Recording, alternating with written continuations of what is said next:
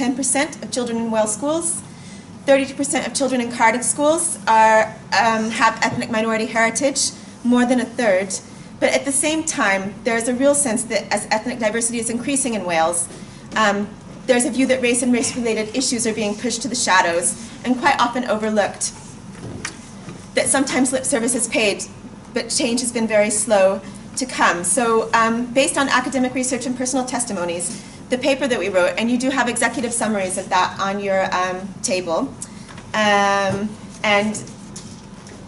it highlights overt forms of racism, such as racist bullying, but it also talks about covert ways that racism affects children in schools, such as bias in disciplining students, particularly males, and institutional discrimination.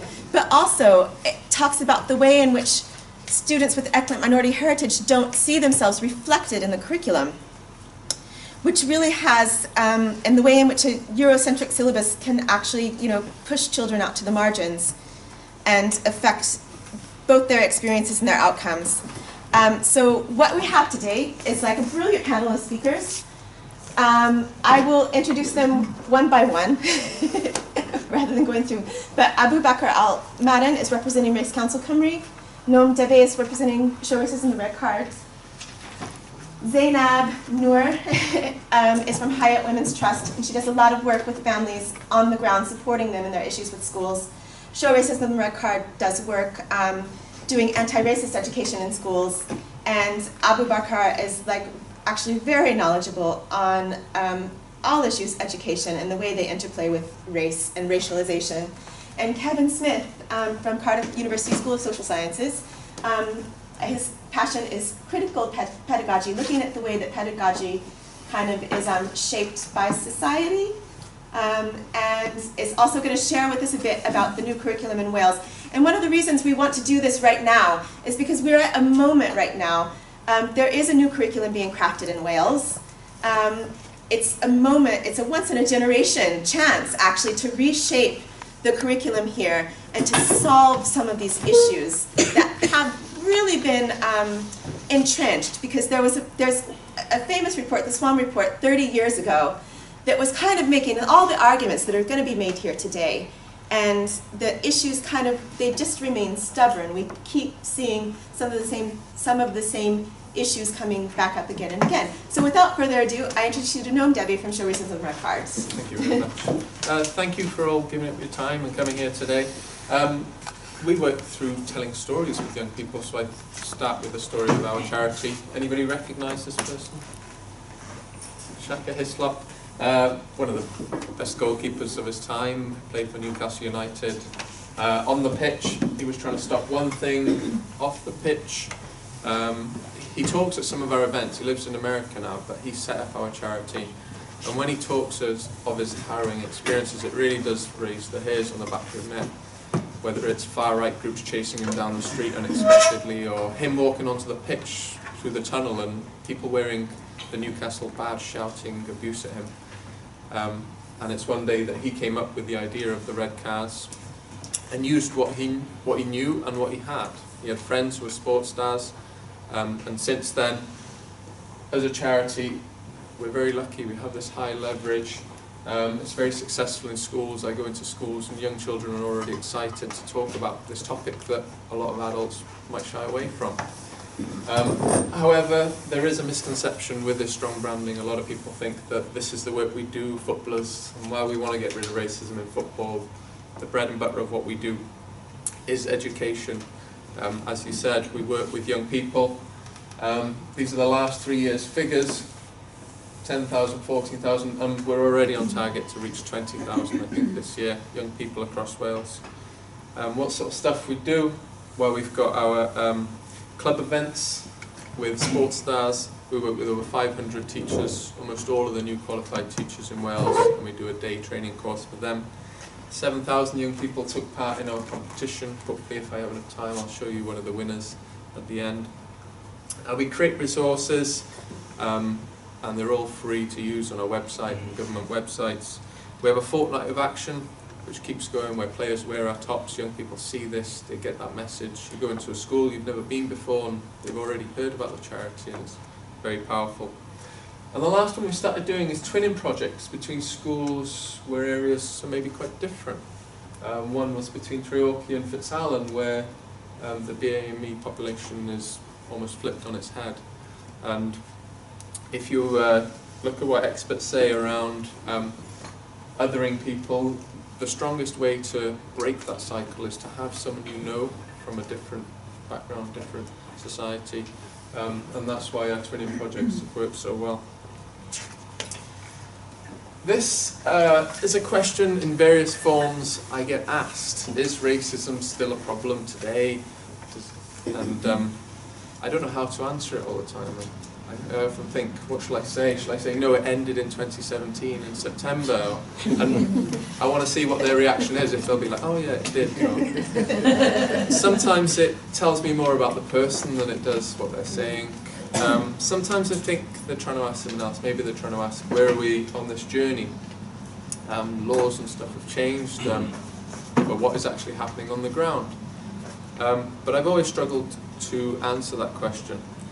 I was at a National Head Teachers Conference 2 weeks ago, and I was talking about Shaka's experiences of his own fans shouting abuse at him at a football match. And as I was delivering this conference, the BBC were outside waiting for me to give a comment on the news that morning about a Welsh fan, or a fan wearing the Welsh jersey, who shouted, "You black bastard," at Ashley Williams, the Welsh captain. So in terms of examples, where have we come? There are comparables you can make of examples that we see today. However, we conduct research ourselves. In 2016, we did one with over 1,000 young people across Wales, 500 teachers. We like to say it's one of its kind.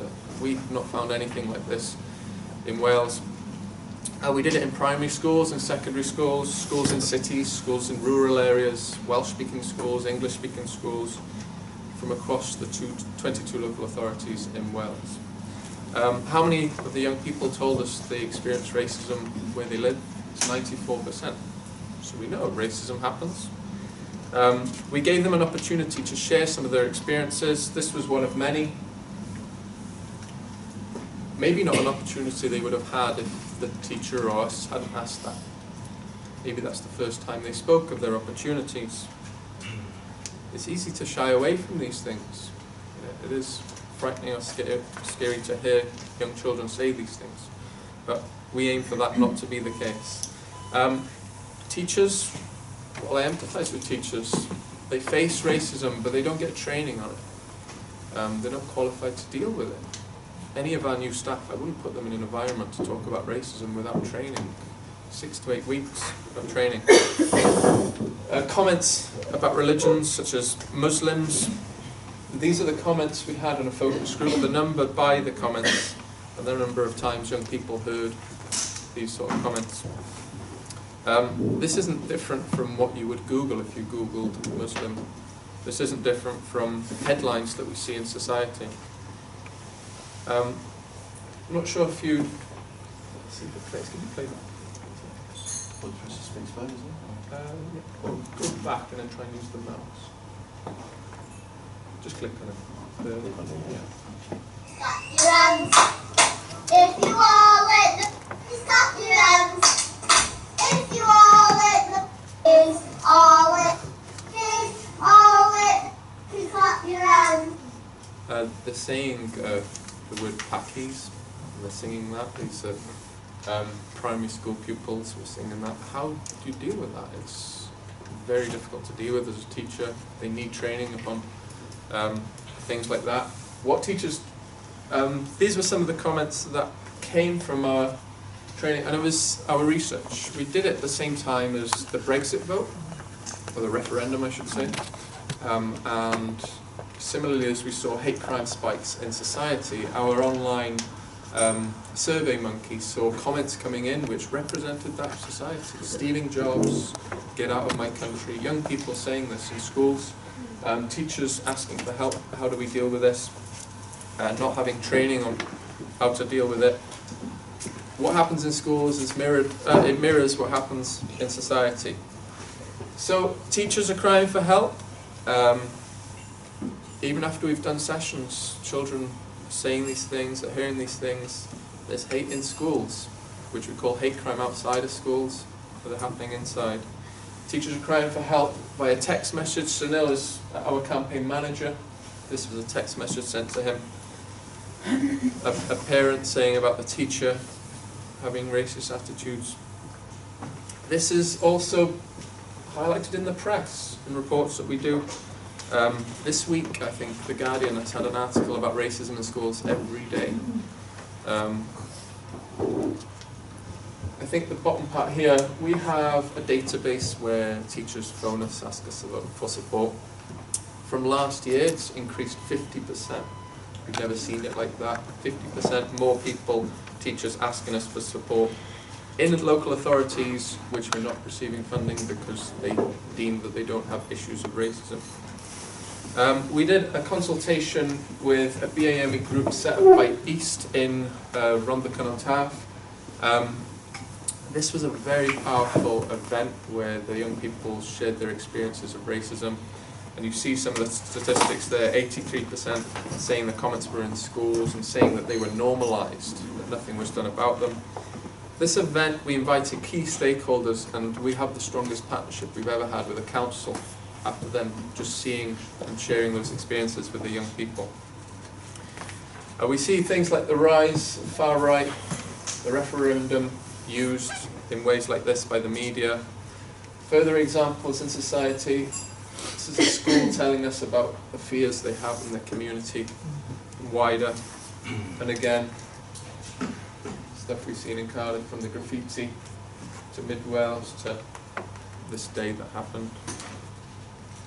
Now, I don't want to be patronising, I'm just going to read this. The McPherson report defines institutional racism as the collective failure of an organisation to provide an appropriate and professional service to people because of their colour, culture or ethnic origin.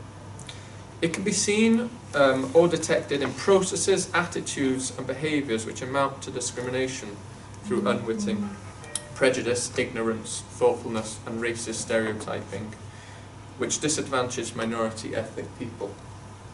I'm not sure if you're aware of the councillor who'd said in the meeting, we are treated like the N-word over the border in 2014. She's the portfolio holder for education and the deputy leader of the council. In that same council area, a mother taking a child from a school because of issues of racism around the N-word. The child being called the N-word, the school brushing it under the carpet and her having to take her own child out of that school. The councillor in question, we did ask the question, what training has she had since this happened? She said she attended one of our training, which she definitely never did. That was part of her change. In 2017, she's now the portfolio holder for education. How does that fit with the Equality Act, with public sector equality duty? Fostering good relations, creating an environment where those with protected characteristics are able to thrive, ensuring equality. I still can't answer that question. Representation within communities. It's often said that if these issues were faced by people who are MPs or assembly members, then things would change much quicker, and I believe that's so. So the solutions from our research, we asked teachers in education, they wanted to be part of the curriculum, reporting procedures to be clear and mandatory. There's a discrepancy between councils. Staff to be educated, for employment and society, for there to be fair recruitment, representatives of communities, and for there to be accountability. Now, back to that statement at the beginning, is racism still a problem in our schools? I was teaching in a year 6 class not far from here, a Welsh speaking school, and I was talking about the N-word, the P-word with this class, and a girl stopped me. She said, it's not just about... A young girl said, it's not just about the words, and she stopped me and she said, it's about when people treat you differently, and then you start to feel different. And then after a while you accept that you're different. And that just hit me. That was her quoting what the Equality Act says around harassment happening to her in a school and nothing being done about it. Yeah. And so I use that story now. When people ask that question of, is racism still exists today in 2018, I share that story. And I believe in the power of the ripple effect. If you share with one person, they're on board and they carry that story, it's much powerfuler than anything else. And I'll give you a quick example. If I offered you 1 million people to support any cause that you had today, you'd probably jump at that offer. But just by talking, if you could double the amount of people, so 1 today, 2 tomorrow, in 30 days, it would be 5 million people. Yeah, the power of talking is very powerful, and that's what we believe as a charity. I just want to share this quickly. If you could press play. This is one of the winners from our schools competition.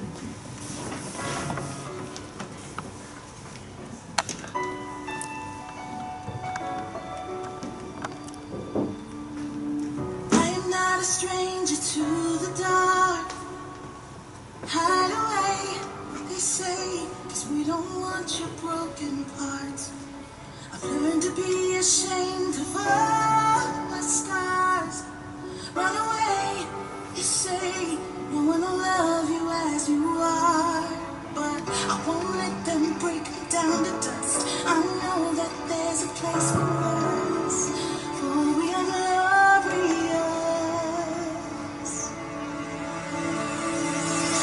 Sharp words wanna cut me down. I'm gonna send a blood, gonna drown them out. I am brave, I am bruised, I am who I'm meant to be. This is me.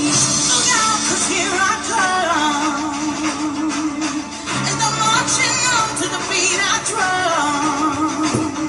I'm not scared to be seen. I make no apologies. This is me.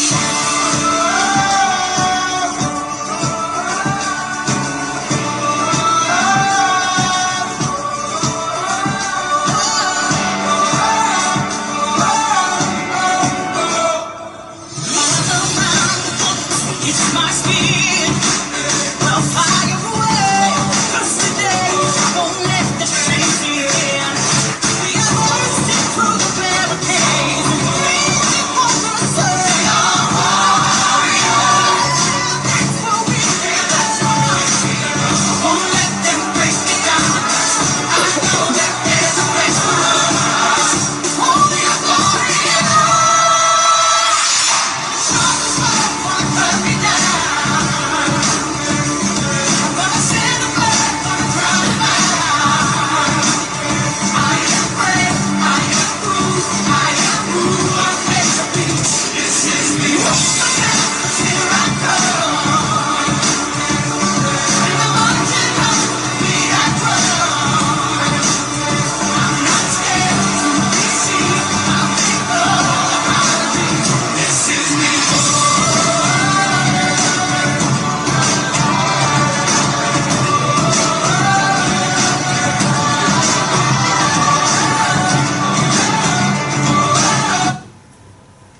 I'm going to stop it there because it goes on for a bit, but thank you very much. Thank you.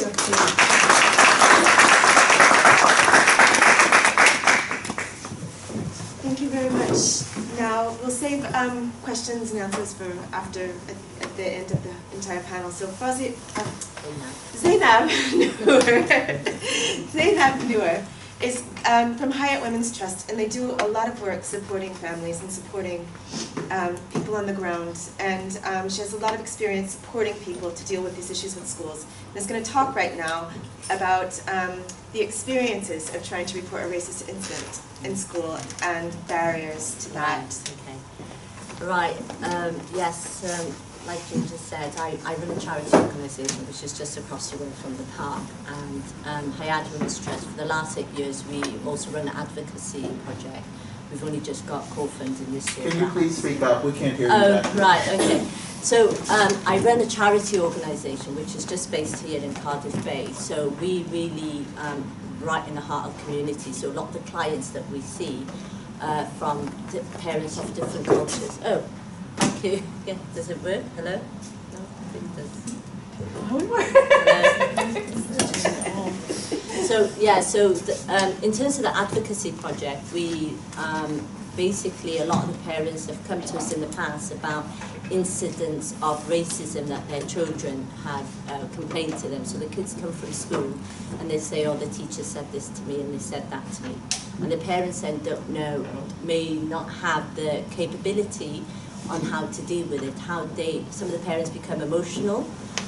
They might ring the school or just organise a meeting, but they're not kind of supported in terms of what their rights or what are the right processes. So what I try and do with the parents is actually support them, like following the policies of the school in reporting racism. And, you know, that means using the right means of method, which is, you know, a lot of people in my community are oral community, and when their kids are reporting racism to them, they get really extremely frustrated and upset because it's their kids going to this school, and the racism they're getting is from the teachers. Right, okay. Yeah, it's from the teachers. So then when we do report the incidents and we do follow the correct procedures and process, the barriers that we come across is also the head teachers. So the head teachers support the teachers, you know. A couple of years ago, about 3 years ago, we had an incident of, like, there was about 4 girls in our local high school, and they complained about the PE teacher. And some of the comments that was said, like, this is not a Muslim school. This is not, this is Great Britain, you know? These kids were born and brought up in Wales, yeah? Some of them never even gone to England. They haven't even crossed the Severn Bridge. And these are the kind of comments that they say to them. And they feel like, especially in our local high school, they feel, why are they treating us? So the children know they're being treated differently. And they can feel that aura. They know which teachers are racist. So back in the 70s and 80s, when I was growing up, in terms of racism, we didn't have equality laws at that time. We used to have direct racism from our local teachers. They would say, oh, if I hit you now, nobody's going to recognise the bruise on your face. Yeah. One of the other comments, one of our PT, oh, Zainab, you're not going to get anywhere, just do a CPVE, you know, black children are not going to get anywhere in education, just do a CPVE course. I went and did the CPVE course, but then after I did that, I went on to do, get my qualifications and then go to university and trained as a social worker. But it's because it was so negative that made me feel those kind of comments saying that you're not going to get anywhere because you're black or whatever, that inspired me. So these are the kind of stories I also share to my young people, and how at that time, the comments that they're getting now, we used to have direct racism, and but whenever we used to go back and tell our parents again had that barrier of, they had this feeling about believing the teacher. But now what's happened is, does racism exist? It very much exists because it's still there in our schools, but it's done in a very indirect way. So what we have to try and do is support the parents. And that incident, those young girls, I took them to the race equality, they had statements done, and another barrier I had is the person who was actually working as a discrimination case officer went to go see the head teacher and had a one-to-one and not even tell us about it. But that's why I was saying, another thing is I would rather prefer a black person doing a discrimination case, really, when families are reporting racism, because it just felt like she was supporting the head teacher. So the kids felt like, well, what did we do this for? We wrote statements, we signed them, we had a meeting with the head teacher. The head teacher is, you know, the teachers that did the racism, we were all there with the parents, having a meeting, and they're supporting exactly what they're saying. What are we going to achieve? Well, they're only going to bully us later. But I think what we need to do with our kids is basically tell them what their rights are, and to get them to do some kind of activism, to be active about sharing their stories. And they don't get the opportunity so much in school to do that. And I think because we see our young people and we do certain projects with them, they come back and they tell us what this happened and that happened. You know, last year we were doing the mentoring project where we were helping young girls with their UCAS application. And, there was about 27 girls that we did with the UCAS in my office, and they would be coming in the evening. I employed a couple of workers to do the one-to-one, and we would have a couple of sessions about education. And basically they'll be talking about the racism again that they suffered. These are girls who were doing their A-levels, now going into uni, and they'll be talking about what's happened as well in sixth form. So it's a current thing that is going to continue. And one of the things I say to them is also going to continue in the workplace. This is, as much as we want to end racism, it's not going to end. We can only bring in that awareness. I basically hate the N word, because it will always exist. It existed at the time when our parents migrated to Cardiff back in the 40s and 50s, and it existed in the education system and around us when we were growing up in the 70s and 80s, So it's 2018. Have we end racism? No, we don't. But what we could do is bring an awareness for these young people. So one of the things I'm planning to do now, because I do arts with our young people, is I'm doing hopefully a drama on racism. So basically, I'm getting our young girls to prove is just one of my funding projects I got funded on. So what they're going to be doing is doing a drama about their identity, belonging, about racism and how they feel in the school. Because we have a school that's, our kids is predominantly maybe 80% children from different backgrounds. The teaching staff is predominantly white, yeah? And then, so they're not physically seeing people that they can trust or go to, and then it seems like everybody else support each other if they try to report things, or those little comments are made. But one of the things the kids I found out don't know is, look, when they say, oh, this is not a Muslim school, or they say something negative, you have the right to report it, So, so this is what we're teaching our kids as well, because if we're not going to get support from the teachers, from the head teacher, then what do we do? There was one teacher, I don't know any of you knew, his name was Mr. Dunphy. He took over from Fitzallen, and he led the school for 10 years. And one of the things, he's retired now, but Mr. Dunphy says, Zainab, one of the things, when I came to Fitzallen, I saw all the racism that the kids were suffering from, and they come back and they complain. So what he did was, he would investigate, yeah, he does the investigation himself, he speaks to the kids, he speaks to the teacher, and then later, after he concludes on his investigation, he calls in the teacher and he said, you're either going to apologise to the pupil, or you leave my school. That was his motto, and that's how he did get rid of a lot of school teachers who were racist. One by one they were leaving, because he said, you're either going to apologise and you're not going to do this again. So he was very, very strong. He said, I will believe the people. If any of my pupils come and complain about racism, this is what I will do. So that's how, so a lot of the teachers at the time when we went to school, they were directly racist, and we remember them, we know their names, and some of them maybe, and those teachers were still carrying on in the school, you see. But at that time, you couldn't complain about them. We didn't know the process, but now there is ways to complain. But it all depends, I think, on the head teacher and the institution. But our biggest fight is just not about the kids in the school. It's the teachers and the head teacher, and that's what. If they don't support us, then what barrier? These are the barriers that we face, because everybody says, well, what are we going to do? What are we going to gain from this?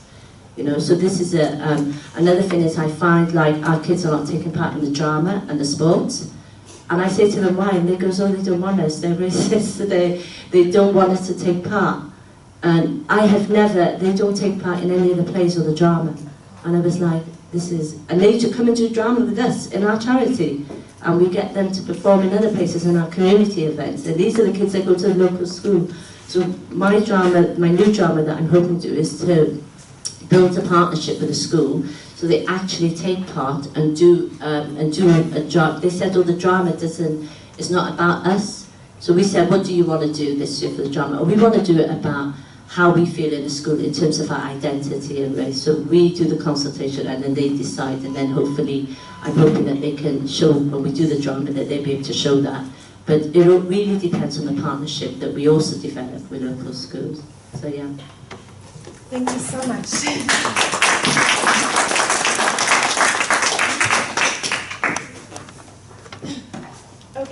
Now I'm going to, we're going to switch right now. Roads, well, very intertwined roads. And we're going to talk a bit about the curriculum and how important representation in the curriculum is, and what opportunities there may be or what's happened within the new curriculum in Wales, and maybe a little bit of theory about curriculum. Sorry, I really can't do two things at one time, so bear with me while I set this up. Whoever said that women are good at multitasking was just being really oppressive.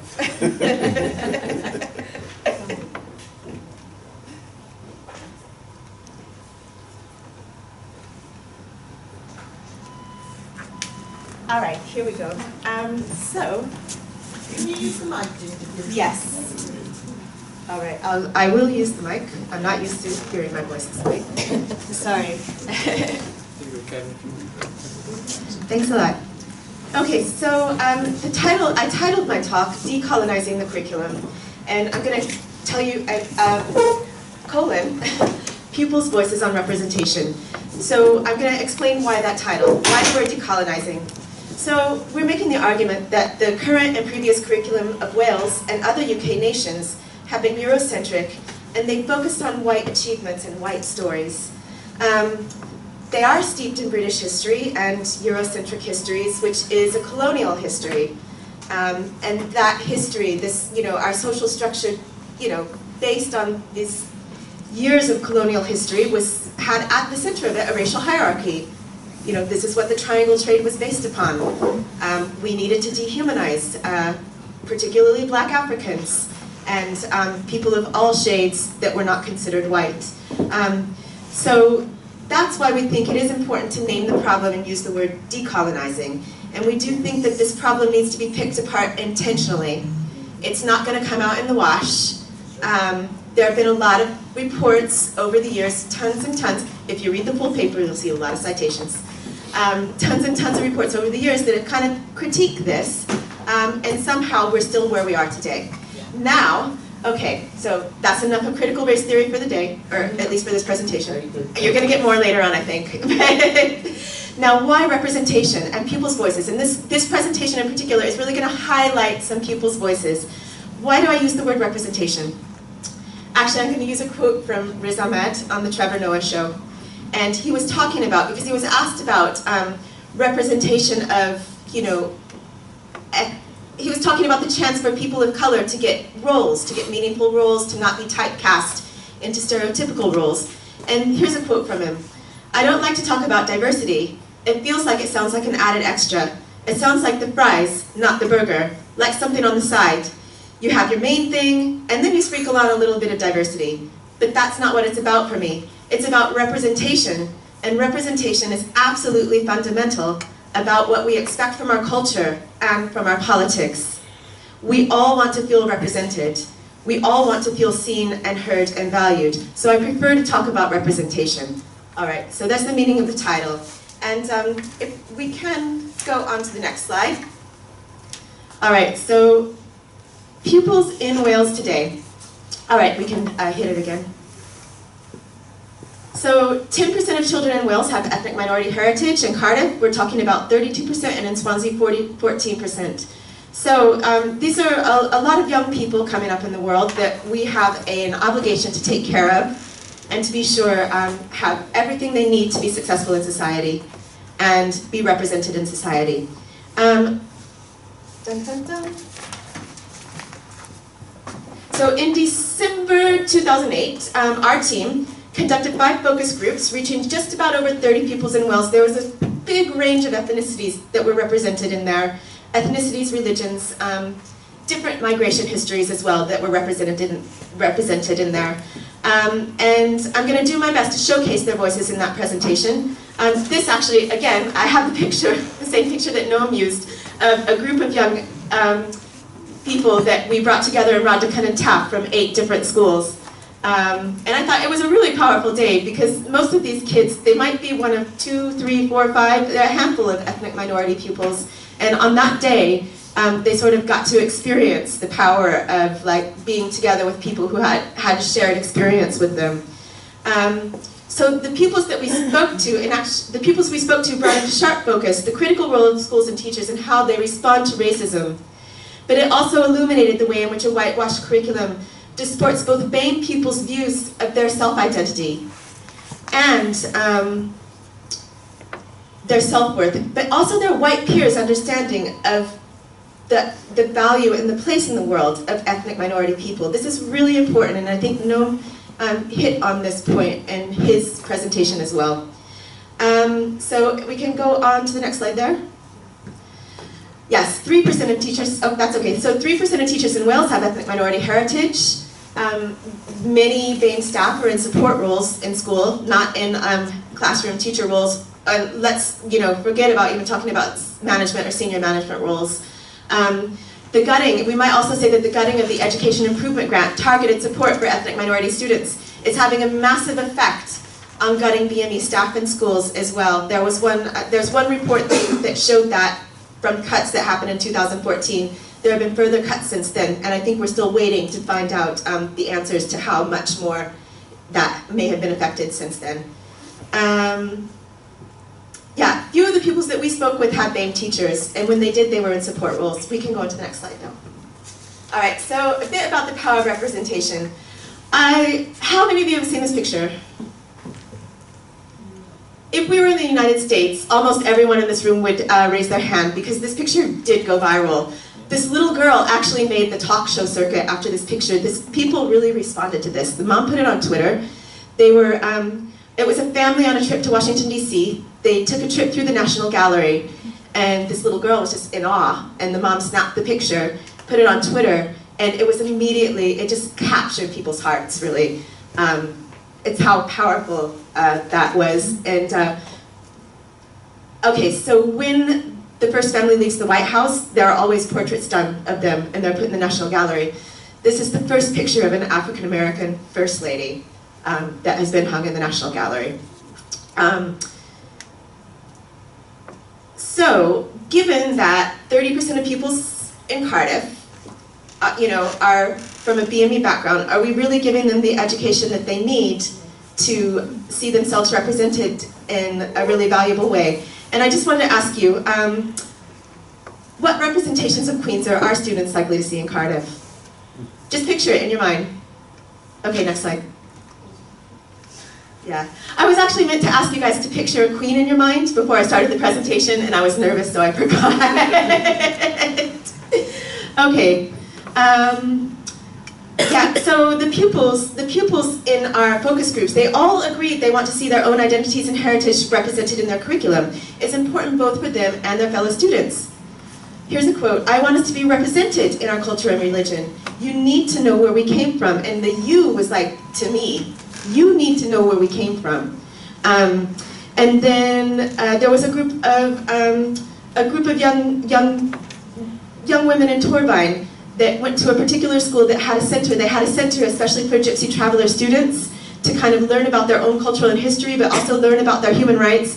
And also it was kind of a safe place for them to go if they felt, if they weren't having a good experience. There was support staff that were there all the time. And these girls really talked about how much they appreciated that center in the school. And when I asked them about their teachers and what makes a good what makes them so important, they just said, the quote is, "They just get us."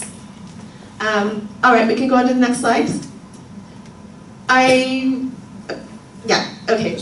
Yeah, well, I don't know. I just said, there are plenty of representations of, queens from across the world, and I will, I'm not really in favor of, queens, in that sense, in terms of, social strata and all that. But it's just something that it is really important in the way that education is taught, especially in primary school, I think, here in the UK. So this is Yaa Asantewaa.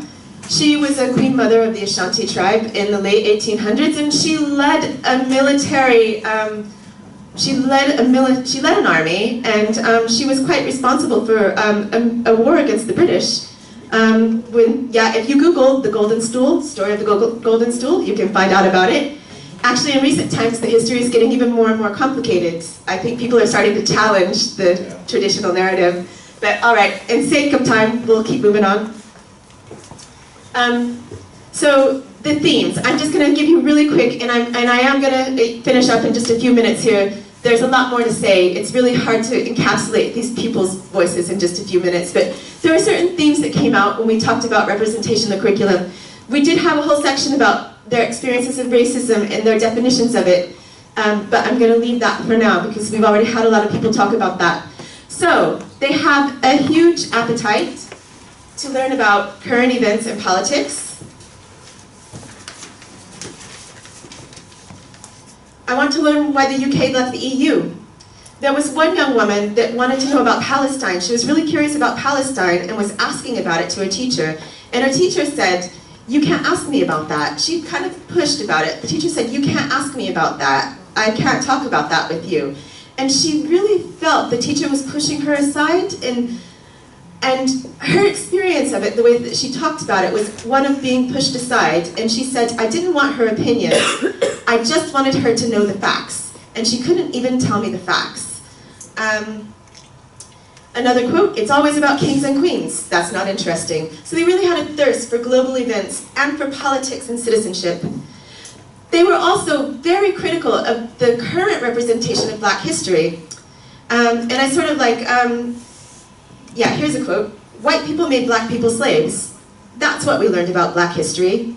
And they sort of talk about, there's sort of like in the way, my sense was that they have, in the way that Black history is presented in its current version, you sort of have this dichotomy. It's like the evil specter of slavery versus sort of these civil rights heroes.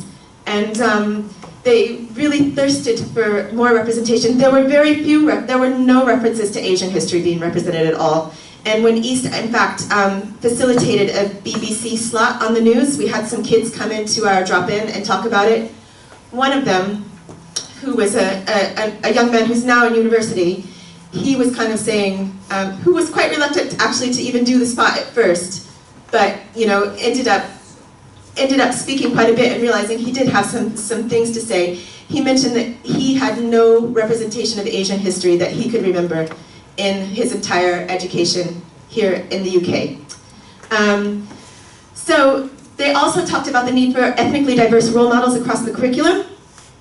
One group of girls noted a lack of BAME role models in science subjects and went on to, so they said, so this is what this girl wanted. I'm gonna turn this off for now and talk loud, just so we make sure it doesn't burn out. Can you hear me in the back? Yeah? Okay, so she said, in every subject, we want to hear a fact about Muslim people achieving big stuff. Not just Muslims, but different races. So instead of being allotted just to RE, in maths, in the odd lesson, we want to hear about past people who discovered different things. They were also a bit critical of the knowledge and the preparedness of teachers, but this specifically, in the focus groups we did, it really related quite a bit to Islam and the way Islam was represented. They felt that there was sort of a superficial knowledge, especially in relation to religion.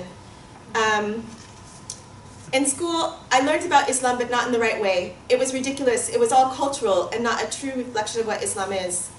But they also brought up the lottery aspect. So there were certain, topics about global history, about religion they really wanted to be exposed to or see in their classrooms.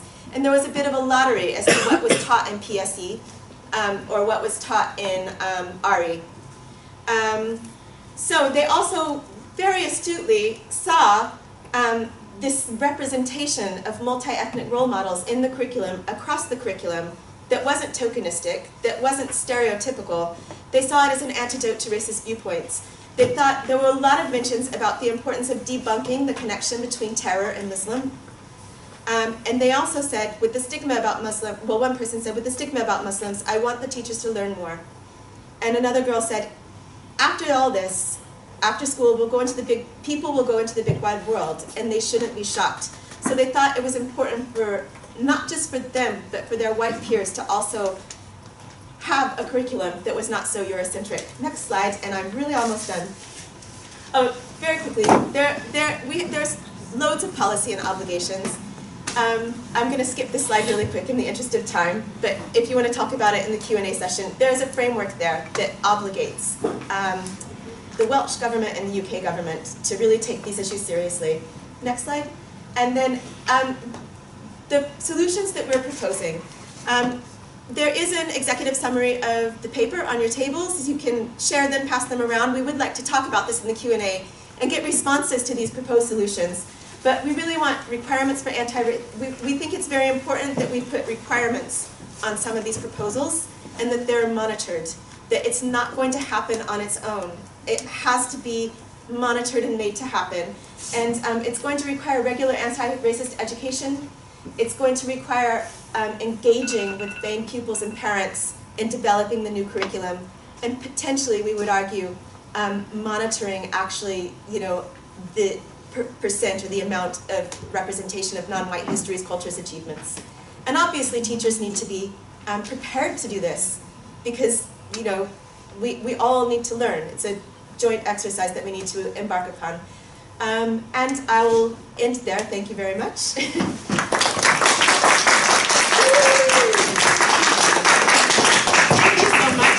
And now I'd like to move right along to Kevin Smith.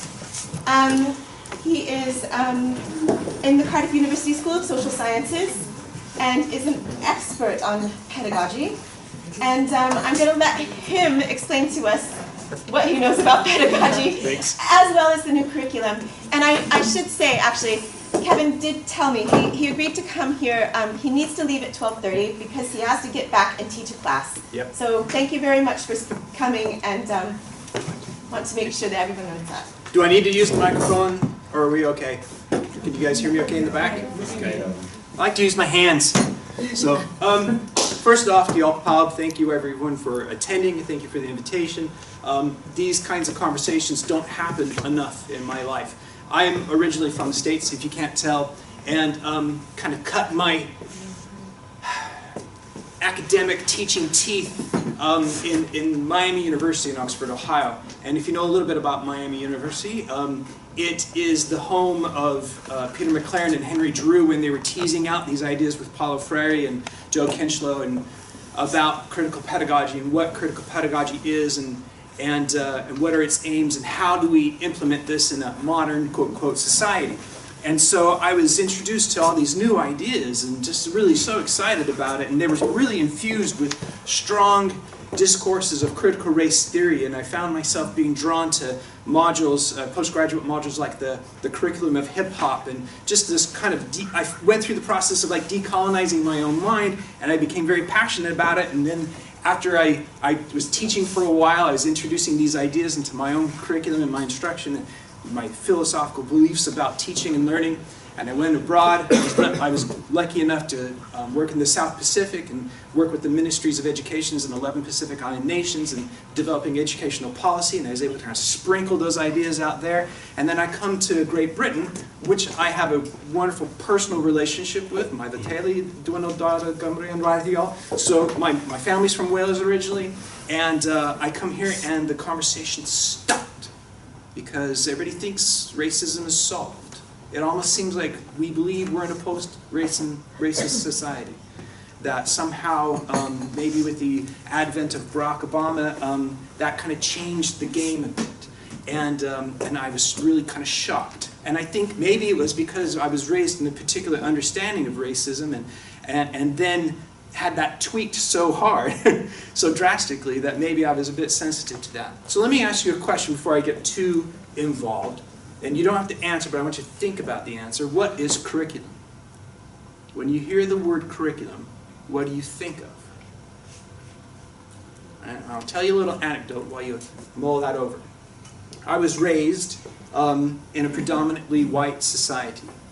I was raised in a conservative society, culturally, politically, a very religious society. By the time I could remember being instructed in everything outside of school, so I was raised believing that African Americans were black because God cursed Cain for killing Abel, and he was given a mark. I was raised later on believing that after the flood, the black line continued because Ham saw Noah naked and received a mark. So you see, there's some really challenging ideas about what we teach people outside of school. Really challenging ideas about what we believe is true or not. Now, if we think about what curriculum is, curriculum, we think of it as papers, as documents, as what teachers teach pupils.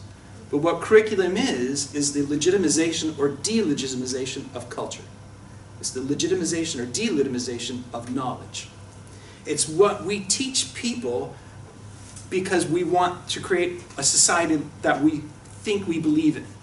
We think we want to build a good society. We say, well, what knowledge do we think is important to know, and how shall we teach that?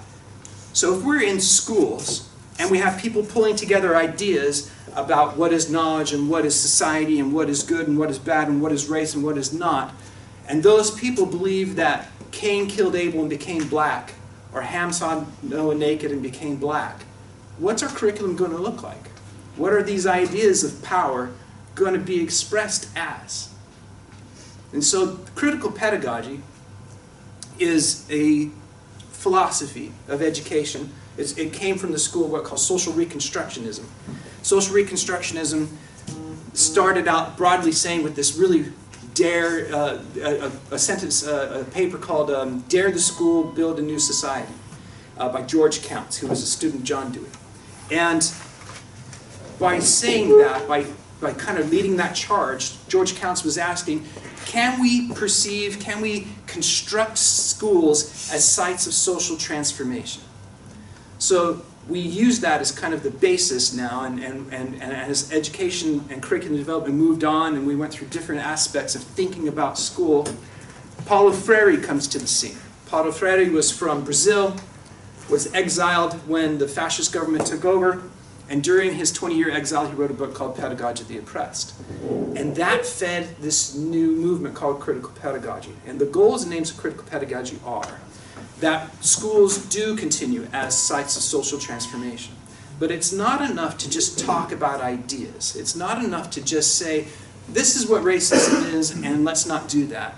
We have to, through very pointed, very purposeful conversations, what we call dialectical conversations. And by that I mean you have conversations of people of different views, different perspectives, talking about the same topic from all points of view through well-reasoned thoughts and arguments, quote-unquote arguments, to fully understand the concept. And when we go through that process, not only does our understanding of the process change, but our consciousness itself is changed. It becomes a critical consciousness, where we come to identify the social, the political, the economic, the cultural contradictions in our lives.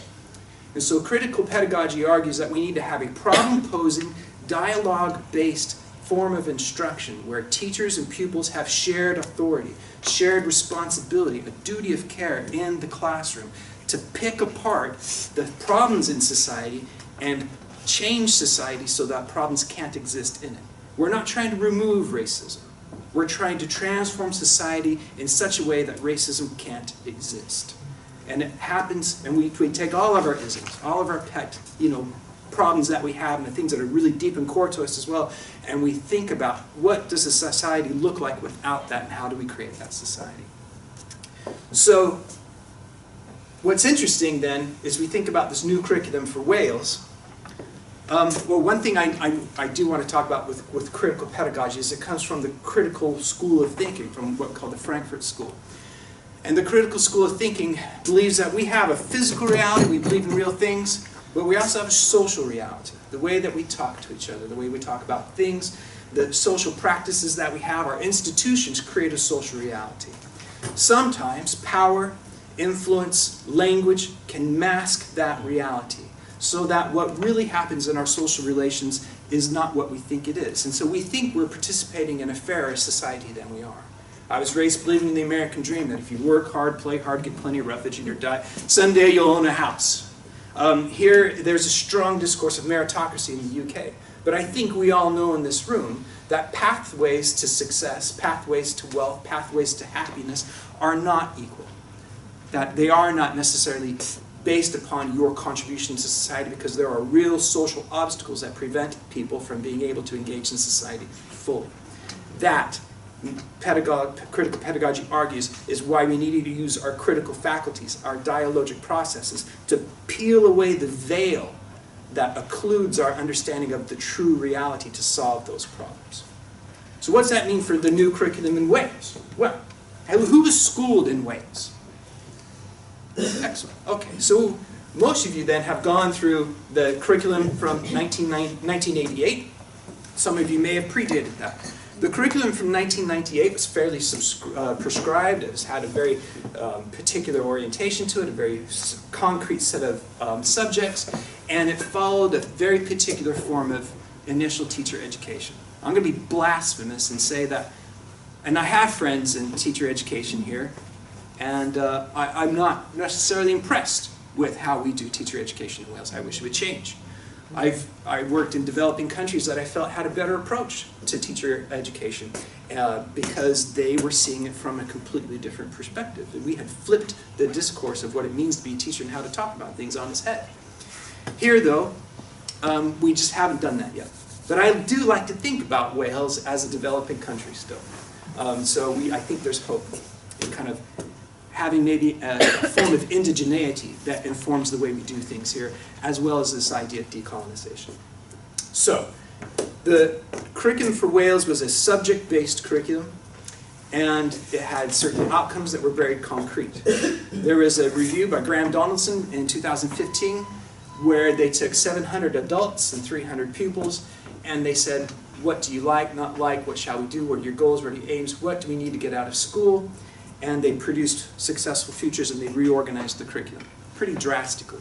How many people have heard that the new curriculum is a skills-based curriculum? Okay. How many people have heard that the new curriculum has gotten rid of subject areas? Okay. This is terrifying. How many people have heard that the new curriculum is being developed by teachers, by the teachers in schools? Okay, good. So there's some interesting information going around. The new curriculum for Wales is organized differently. It's organized around 4 principles, 4 purposes of the curriculum. I'll read those to you, in fact. The 4 purposes of the curriculum are that all children and young people will be, now notice the verb usage here, will be ambitious, capable learners, enterprising, creative contributors, healthy, confident individuals, ethical, informed citizens. I think those sound pretty cool, pretty groovy. I like those are all good things. I think it's interesting, though, that they say will be, as if this will only happen in the future tense. These young people aren't this now, but once they get through school, they'll be. I'm sure. Then, in order to achieve, don't let me be cynical. I like to be skeptical. Sometimes I get a little cynical. So what happens is we have 6 areas now of learning and experience that we are hoping to address these 4 purposes through. The 6 areas are the expressive arts, health and well-being, humanities, languages, literacy and communication, mathematics and numeracy, science and technology.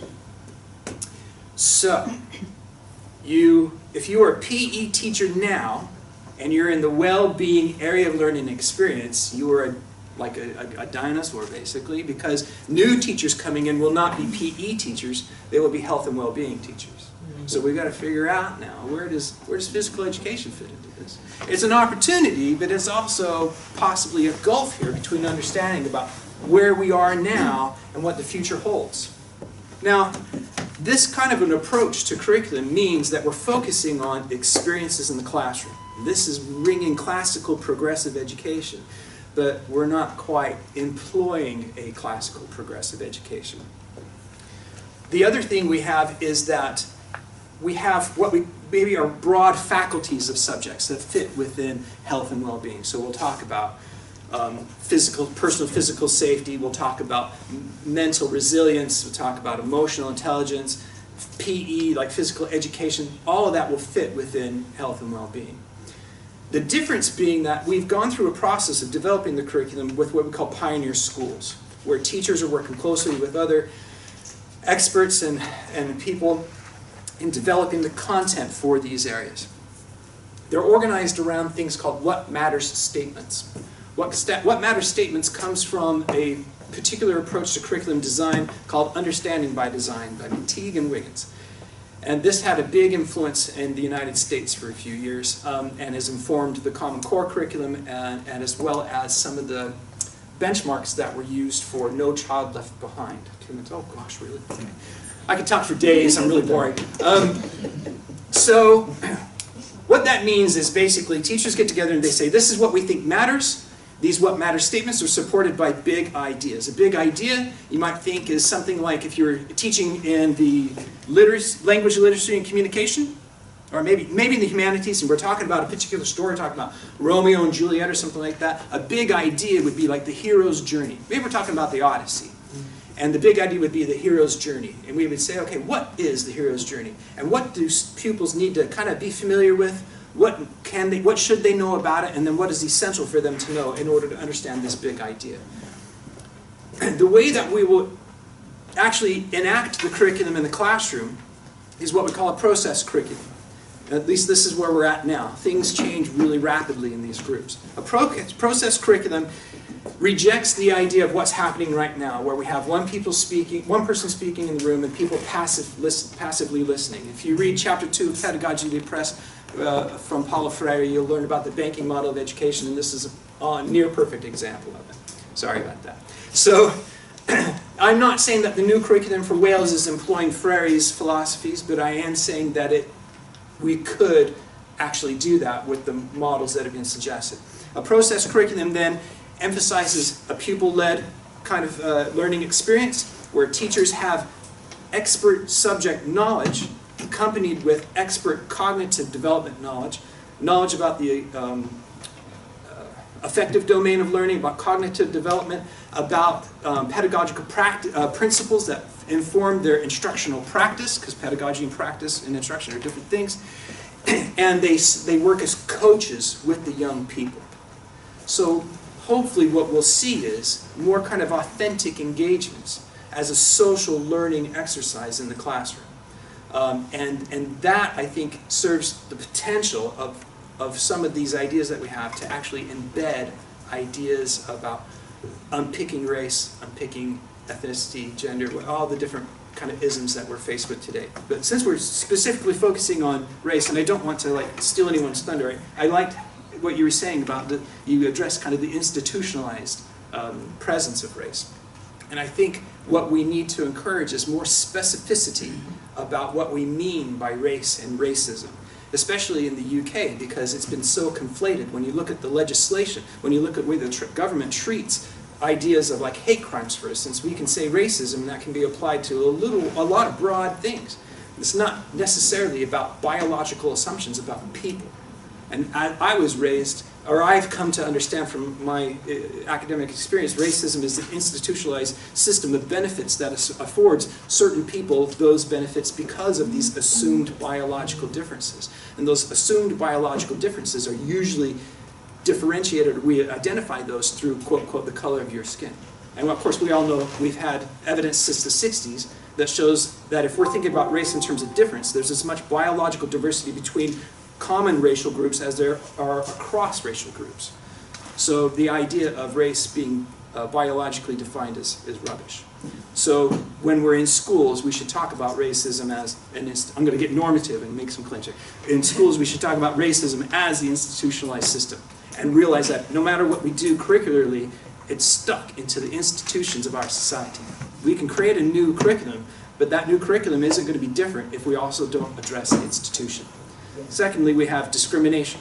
This discrimination are these direct acts that happen in the classroom.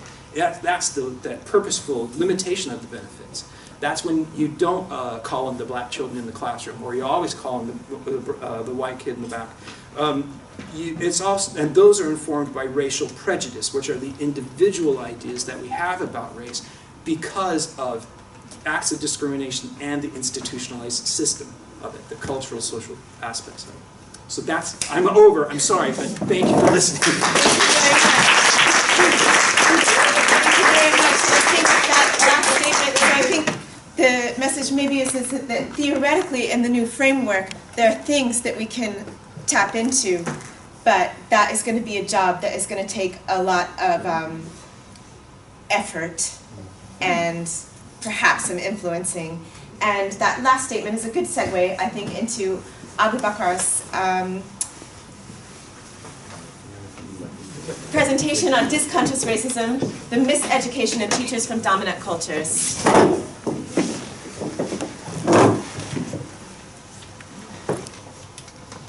Can you hear me? Yep. Push it up one more time. Yes, hear me? Push it up. Hello? Hello. Hello, how are you? Right, my presentation is going to be on dysconscious racism. And what I'm going to focus on is basically look at Britain in general, and I'm going to look at Wales specifically. Right, why is this conference, this seminar come about? Well, what has happened over years, there seems to be a denial in what has taken place within society. Yeah?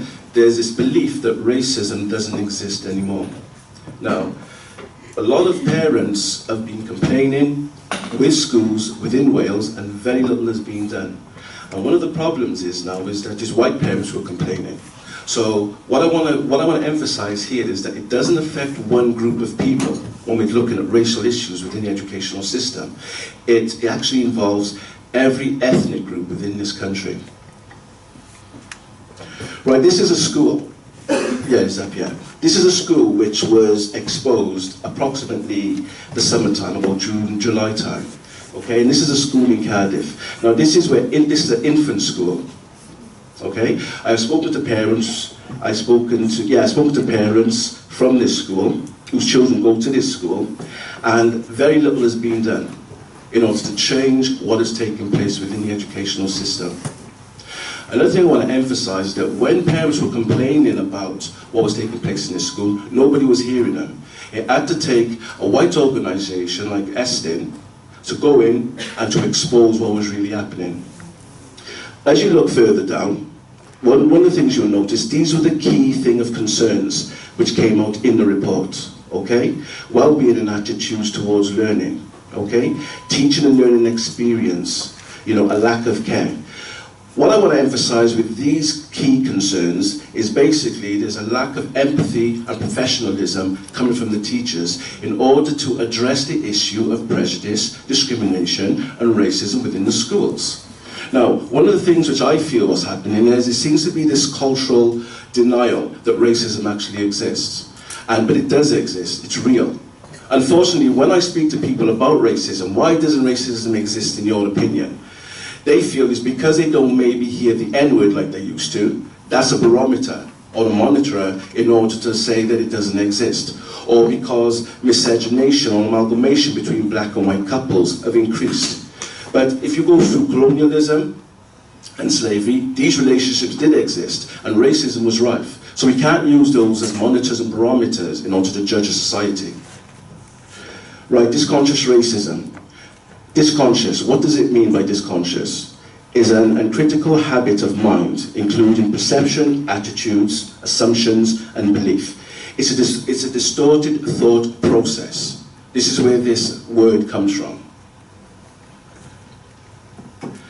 And then when we look at racism, it's to do with the abuse, the attack, stereotypes, rejection, exclusion, and refusion of people of colour, especially when they look at their appearance. So this is how this comes along. Now, Dr. Joyce King was the person which coined this concept of dysconscious racism. And the reason why she coined this concept is because as a professor, she actually went and she was teaching on the educational courses how to produce a next generation of teachers. And what was happening was that most of the teachers she was educating, she knew they were going to go into the inner city schools within America. And she was shocked and she was surprised with some of the perceptions that many of these teachers had.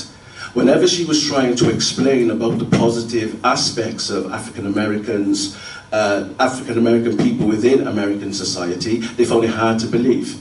And that is because the media, the representation within the media, the tabloids, the newspapers, etc., seemed to cloud that reality. Okay, so they didn't really feel that there was anything positive coming from the black community in America as a whole. Okay, so she coined the term. Now, what does the term mean? How do we break this down? The prevention of a dominant cultural group, who are whites, in this particular case, from fully embracing fully embracing racial and ethnic diversity. Teachers especially view dominant white norms as being natural privileges that are shared by all cultural groups. This is not true.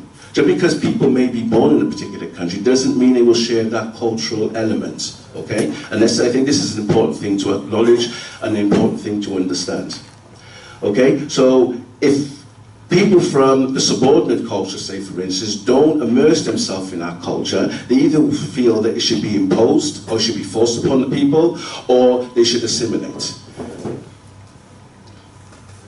Social problems of black people in education are hardly or never viewed through the lenses of slavery and colonialism. This is when we look at the disparities in the educational system, okay? These disparities have always existed. Now, I'm from a Jamaican background, and what is a reality for me is that I was one of the first of my generation to learn to read and write. My mother and father could not read or write, okay? And 3 out of 4 of my grandparents couldn't read or write, which means my great-grandparents and so on couldn't read or write. So the way that the British controlled the Caribbean islands as far as education was concerned, there's only a few people who were selected because education was more of a privilege as opposed to a right. I think this really needs to understand. So, and Britain actually took over most of the Caribbean islands around about the 1650s. Okay, so this actually permeated from the 1600s, the 1700s, the 1800s, and we're still seeing where a large amount of these things are still happening even till today. Okay, teachers in Wales generally see diversity as being problematic, and why can't we just put it behind us? This is their attitude. Now, I've worked in 6 schools, 6 secondary schools in Wales, 3 in Newport. Okay, and I have been in staff rooms and I've heard how teachers speak. I'm a Muslim, and I heard how they speak about Muslims. And because I'm an educated person, they feel that I'm not down with blackness. They feel I may have assimilated or I've washed out in some way. And even the way they speak about black people in front of me is really, really surprising. Okay? When I speak to many pupils, when I was going to many of these schools and I spoke to many pupils, many of the pupils were shocked and they really loved me. And that is because many of these pupils have never had a black teacher in their life. Yeah, and this is a reality within Wales. I would say over 90% of pupils within the educational system in Wales have never seen a black teacher, okay, in a professional role, okay? And when I've gone into classrooms, they've always wanted me to rap or break dance and things like that. Yeah? So you've got to understand the stereotypical images is really imprinted even on me, even as a teacher. I'm not a good dancer, I'm certainly not a good rapper. You know, I am a good teacher though. Okay? The other thing which I want to emphasize as well is diversity should not be celebrated by just random holidays. Now the reason why this needs to be important because it becomes trivialized. When British schools or Welsh schools decided to address diversity within the educational system, they would allocate 1 day a year in order to address that. So they'd have they would have a diversity day or ethnic days, whatever the case may be, where people would wear particular scarves on their head, certain dresses. But the thing is, it trivializes it. And what was taking place within the dominant culture in Wales, what I started to understand as a teacher, was that white teachers started to see the traditional dress as costumes, not national dress, as costumes.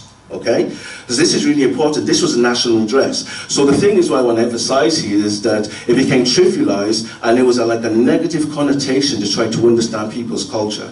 People's culture is just not food and clothes. It's more than that. There's a belief system, a moral system, yeah, values, norms, and all these other type of things, just like any other culture. Right, Asa Elliott, who's an educational psychologist, yeah, in America, he said that racism is a mental illness. But unfortunately, one of the things which we have to emphasize here is that the American Psychological Association, the American Psychiatric Association, and the British Psychological Association do not see it as a mental illness. But discrimination is within these books, within the text, yeah, and prejudice, but not racism. Why is that? But it has all the elements of it being a mental illness. This is the first one. Denial of reality. Racism doesn't exist. Even when children are going to teachers and complaining that they've been called this and that, very little is being done. perceptual distortion. They try to turn away from that reality. Phobia in the face of difference. There's a fear of someone being different, so if they say something that comes out of the norm of the dominant culture, it's just pushed aside. Delusions of grandeur. Why do I say this? Or why is this part of the thing? Where someone feels they're better than someone else. Okay? So there's this dynamic of superiority and inferiority being manifested within the educational system between teachers and pupils, especially pupils from BME communities. And blaming the victim. And this is one of the common forms of mental illness within racism. It's your problem, put it behind you. Yeah, let's just forget about it. Why have you got to talk about this stuff? Okay? And it upsets the person who is actually the victim. So rather than accept that someone from the dominant culture has violated someone's human rights, they'd rather push it to one side. Right, if you look at the 3 C's, this is my perception, because I'm a social scientist, so I like to look, and I specialize in colonization, colonialism, and I look at the effects it actually had on particular subjects. And I classify it in 3 ways. Okay? Classification, categorization, and characterization. So classification, basically, is this you versus us. Okay? So there's this element of separation. This is what took place as early as the 1400s, and it still exists within the minds of teachers even till today. Then you have categorization, which is your subordinate with the dominant culture. Now, we actually know that words can reduce a person to an object. We still use these negative terminology without even realizing the impact and the effect it actually has on people. Sub-Saharan Africa, the Indian subcontinent. We use this in our language. I've gone into lectures and I said the European subcontinent, and I pulled upon it straight away. Yeah, just to make them understand what language can actually do to people. And then we look at the characterization. This is looking at the behavior, the practical examples of people. Okay, so normal versus abnormal, advanced, primitive, savaged, civilized. Okay. So one of the things I want to emphasize here, that this is based upon scientific colonialism. And scientific colonialism was developed by Afrocentrics within America, trying to understand the way in which pedagogy was developed and instructed within the educational system. So this is one part which they've referred to as unsophisticated falsification, where people tell a lie. And like the gentleman said earlier about, the story of Ham, etc., these are lies. But they can be perpetuated within society in order to taint a certain group of people. You have integrated modification, where the lie, the truth, the myth, all gets amalgamated together. And then you've got conceptual incarceration. This is where people are locked into that belief. They're locked into the lie, and they're locked into the falsehood, which they now see as being the truth. This is what scientific colonialism is about. And this is what actually exists within the minds of teachers, unfortunately. Sometimes I actually see the teachers as victims, especially middle-class teachers who grow up in predominantly white areas, and the only image they see of BME communities is what is reported through the media and through television. So sometimes they are victims themselves, even though they may be seen as perpetrators. Right. Schools, children's school books, okay, between 1935 and 1980 in Wales. These are the books that I was exposed to in school. These books were actually in the school libraries for kids, okay? 10 Little Niggers, Little Black Doll. And these were reading books. These were actually reading books. And when I was at the age of 7 and 8, was complaining about this, I was supposed to get over it. Why are you taking this personal? You have a chip on your shoulder. I was a 7, 8-year-old boy trying to fight the teachers in the educational system that I refused to read these books. This was their way of dealing with diversity at the time within the educational system. And here, in 1977, 1978, this is when they physically threw the books out of a particular school. It was a school in Grinchland that I went to which had these books. So this was a type of narrative that had taken place, and these were by 2 famous authors, Eden Blyden and Agatha Christie. They say they were women of their time, etc. But the fact of the matter is these sort of ideas still exist even till today. Let's have a look at the educational programs for teachers. In Welsh universities, all teaching degrees that look into achievement gaps in race only show two main aspects or strands of inequality and nothing positive. This reinforces the negative stereotypes that black pupils, especially males, have in education. Okay? So negative stereotypes are reinforced towards white teachers. So sometimes teachers who come from predominantly white backgrounds, they only see negative, and sometimes on these teaching programs, they're reinforced again. Unfortunately, with many of the PGCE programs, because I train on the PGCE programs myself, there's very little, on the positive aspects of, black achievement, or BME achievement, especially with black or African Caribbean boys or African Caribbean girls.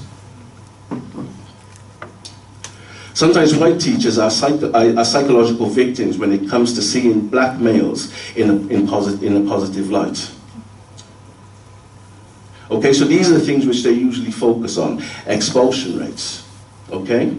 So when we talk about the expulsion rates, we also know about the race, the ethnicity, and the gender of those children or those pupils who are being expelled. But we don't know the race, the ethnicity, and the gender of the teachers who are responsible for this.